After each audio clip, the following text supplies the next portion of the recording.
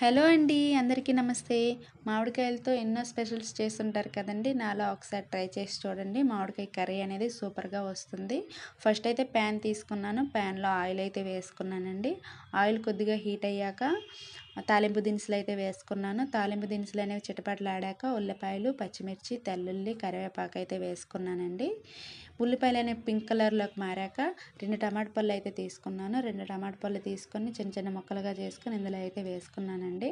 టమాటా పళ్ళు కొద్దిగా ఫ్రై అయ్యాక తొక్క సెపరేట్ అయ్యాక మంచిగా కలుపుకొని ఇందులోనే కొద్దిగా కారం, పసుపు, ఉప్పు అయితే వేసుకున్నానండి.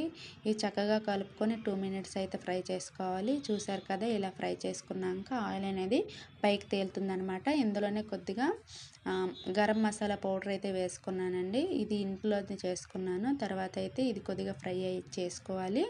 అలానే కొద్దిగా వడియాలు అయితే వేసుకున్నానండి. ఈ ఇంట్లో తయారు చేసుకున్న వడియాలు. తర్వాత మామిడికాయ ముక్కలు అయితే వేసుకుంటున్నాను. మామిడికాయ ముక్కలు అనేవి నేను ఒక 10 మినిట్స్ ఉడకబెట్టుకున్నాను చెక్కు తీసి. ఆ 10 మినిట్స్ ఉడకబెట్టుకున్న తర్వాత ఇందులో అయితే వేసుకున్నాను. చక్కగా కలుపుకొని 1 మినిట్ అనమాట ఫ్రై చేసుకోవాలి. తర్వాత చక్కగా కలుపుకొని ఇందులోనే తగినంత వాటర్ అయితే వేసుకోవాలి. వాటర్ వేసుకొని 5 మినిట్స్ అయితే ఉడకబెట్టుకోవాలండి. ఈ కర్రీ అనేది చాలా బాగుంటుందన్నమాట. నేను బంగినపల్లి మామిడికాయలు యూస్ చేశాను కాబట్టి నేను ఇందులో బెల్లం వేసుకోలేదు.